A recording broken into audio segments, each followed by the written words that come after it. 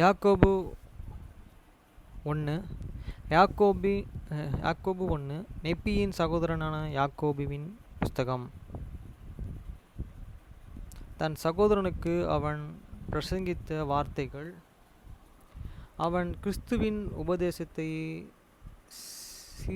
சீர்கிழிக்க வகை தேடினான். மனுஷனையே தாறுமாறாக்குதல். நெப்பியின் ஜனங்களுடனேய வரலாற்றை குறித்து சில வார்த்தைகள். அதிகாரம் 1. கிறிஸ்துவிலே விசுவாசிக்கவும் அவரின் கட்டளைகளை கைக்கொள்ளவும் மனுஷரையே இசை செய்யும்படி யாக்கோபு யோசேப்பும் நாடுதல். நெப்பி மரித்தல். நெப்பியர்கள் மத்தியில் துன்மார்க்கம் மேற்கொள்ளுதல். ஏறக்குறைய கிமு 544 முதல் 421 வரை வருஷம். வசனம் 1. இதோ அந்தபடியே எருசலேமை விட்டு லேகி வந்து காலத்திலிருந்து 55 வருஷங்கள் கழித்து விட்டது. ஆகையால் இந்த காரியங்கள் பொறிக்கப்பட்டு இருக்கின்றன. சிறிய தகடுகளை குறித்து ஒரு கட்டளைகளையும் யாக்கோபியாகிய எனக்கு நெப்பி கொடுத்தான். வசனம் 2. மிகவும் விலைமதிப்பற்றவை நான் கருதிய காரியங்கள் சிலவற்றையே இந்த தகடுகளின் மீது நான் எழுத வேண்டுமென்று நெப்பியன் ஜனமென்று அழைக்கப்படுகிற இந்த ஜனத்தை பற்றிய வரலாற்றை அதிகமாக எழுதக்கூடாது என்று ஒரு கட்டளையை அவன் யாக்கோப் ஆகிய எனக்கு கொடுத்தான். வசனம் 3. ஏனெனில் தன் ஜனத்தின் வரலாறு தன்னுடைய மற்ற தகடுகளின் மீது பொறிக்கப்பட்ட வேண்டுமென்றும் நான் இந்த தகடுகளை பாதுகாத்து தலைமுறையாக தோன்றும் என் சந்ததிக்கு இவைகளை ஒப்படைக்க வேண்டும் என்று சொன்னான். வசனம் 4. பரிசுத்தமான பிரசங்கங்களை, சிறப்பான வெளிப்படுத்தல்களை, தீர்க்க தரிசனங்களையோ இருந்தொழியானால் நான் இந்த தகடுகள் மீது அவைகளை முக்கியமானவைகள் பதிக்கவும் கிறிஸ்துவுக்காகவும் என் ஜனத்திற்காகவும் அவைகளை இயன்ற அளவில் எழுதவும் வேண்டுமென்று சொன்னேன். வசனம் 5. விசுவாசத்தினாலேயே மிகுந்த அவளியில் நியமித்தம் எங்கள் ஜனங்களை குறித்து அவர்களுக்கு என்ன காரியங்கள் சம்பவிக்கும் என்று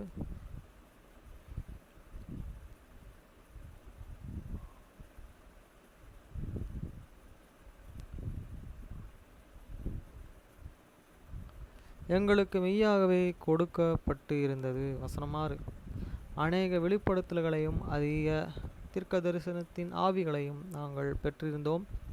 ஆகவே கிறிஸ்துவை பற்றியும் வரப்போகிற அவருடைய ராஜ்யத்தை பற்றியும் நாங்கள் அறிந்திருந்தோம். வசனம் 7. ஆகையால் கிறிஸ்துவின் அண்டையில் வந்து தேவனுடைய நன்மையை புசிக்கத்தக்கதாக எங்கள் ஜனங்களையே இணை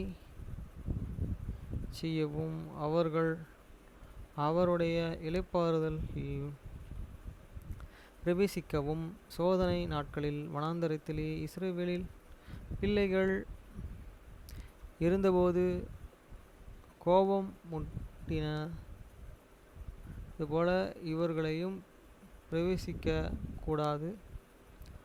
அது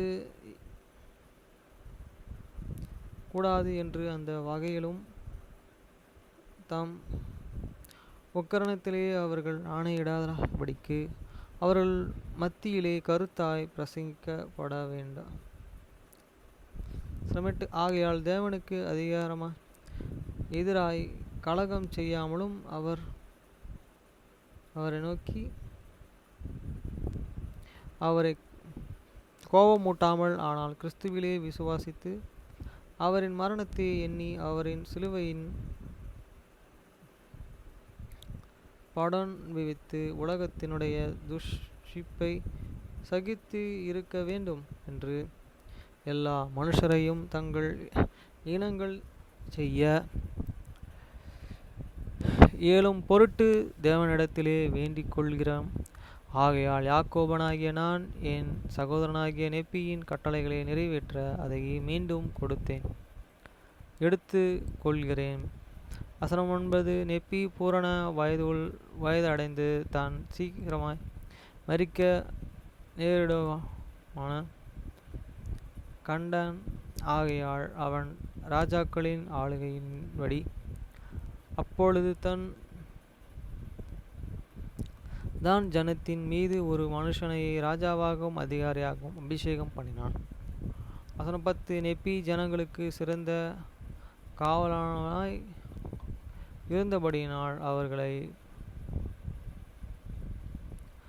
பட்டயத்தை சுழற்றினாலும் அவர்களில் நானுக்காக தன் எல்லா நாட்களிலும் உழைத்தாலும் அவர்கள் அவனை மிகவும் நேசித்தார்கள். 11. ஆதலால் அவன் பெயரையே நினைவு கூர்ந்தக்க அவைகளையெல்லாம் ஜனங்கள் வாஞ்சை உள்ளவர்களாயிருந்தார்கள். ராஜாக்களின் ஆளுகையின்படியே அவர் ஞானஸ்தானத்திலே ஆளுகை செய்கிற எவரும் ஜனங்களோட இரண்டாம் நெப்பி மூன்றாம் நெப்பி என்று அழைக்கப்பட்டார்கள். அவர்களின் பெயர் என்ன இருந்தாலும் அவ்வாறே ஜனங்களாலே அழைக்கப்பட்டார்கள். வசனம் 12. அந்தபடியே நெப்பி மரித்தான். வசனம் 13. அப்பொழுது லாமானியர்கள் எல்லோரும் ஜனங்களே நெப்பியர்களாக இருந்தார்கள். ஆயினும்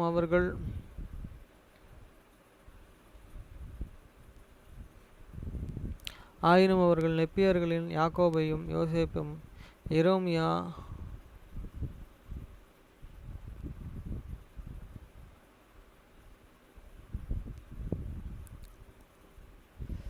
லாமானியர்கள் பலம் உள்ளவர் மற்றும் இஸ்மவேலர்கள் என்றைக்கப்படானர். வசனம் 14. ஆனாலும் யாக்கோபே, நான் இனிமேல் அவர்களை இந்த நாமங்களினாலே வெறுப்படுத்தாமல் நெப்பியின் ஜனத்தை அழிக்க வகை தேடுகிறார்களே லாமோனியர்கள் என்று நெப்பியனிடத்திலே நிறை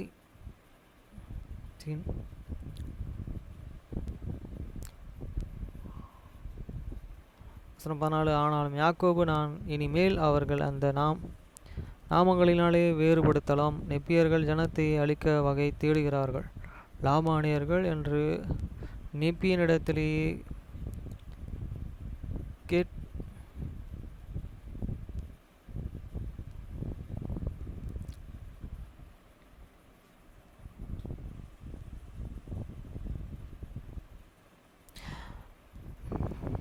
நெப்பியனிடத்திலே நட்பாயிருப்பவர்களாய் நெப்பியர்கள் அல்ல, நெப்பியின் ஜனம் என்று நான் ஜனங்களின் ஆளுகை தக்க அளிப்பேன். வசனம் 15. அப்பொழுது அந்தபடியே நெப்பியின் ஜனங்கள் இரண்டாம் ராஜாவின் ஆளுகையின் கீழே தங்கள் இருதயங்களை கடினக்கு தொடங்கி பழங்களத்து தாவீதை போலவும் அவன் குமாரனாகிய சாலமோனை போலவும் அநேக மனைவிகளையும் மறுமனையாட்டிகளையும் விரும்பி துன்மார்க்கங்களை பாலங்களிலேயே சற்றே தங்களை உட்படுத்தினார்கள். வசனம் 16. ஆம், அவர்கள் அதிக பொன்னையும் வெள்ளியையும் தேட ஆரம்பித்து பொறுமையினாலும் தங்கள் சற்றே உயர்ந்த தொடங்கினார்கள். வசனம் 13. வசனம் 17. ஆகையால் யாக்கோபாகிய நான் தேவனிடத்திலிருந்து என்னுடைய அழைப்பை முதலில் பெற்ற பின்பு அவர்களுக்கு ஆலயத்திலே போதித்த பொழுது இந்த வார்த்தைகளையே அவர்களுக்கு அறிவித்தேன். வசனம் 18. ஏனெனில் யாக்கோபே,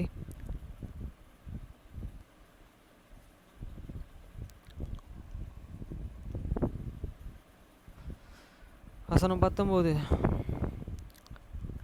சகல கருத்தோடும் தேவனுடைய வார்த்தைகளை ஜனங்களுக்கு போதிக்கவில்லை எனில் ஜனங்களின் பாவங்கள் எங்களின் சொந்த சிரசுகளின் மீதும்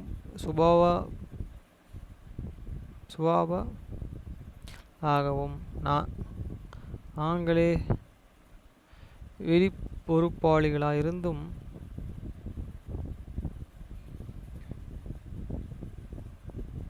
வசனம் 19 சகல கருத்தோடும் தேவனுடைய வார்த்தைகளை ஜனங்களுக்கு போதிக்கவில்லையெனில் ஜனங்களின் பாவங்களை எங்களின் சொந்த சிரசுகளின் மீது சுமப்பார்களாகவும் நாங்களோ பொறுப்பளிகளாகமிருந்து தேவனுடையத்தில் தங்கள் பணிவு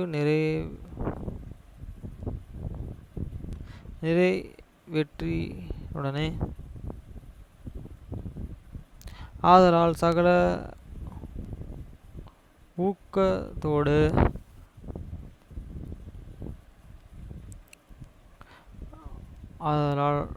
பூமியே வசனம் செய்வதில் நிமித்தம் அவர்களின் இரத்தம் எங்கள் வஸ்திரம் மீது வாடியது. எல்லையிலே எங்களது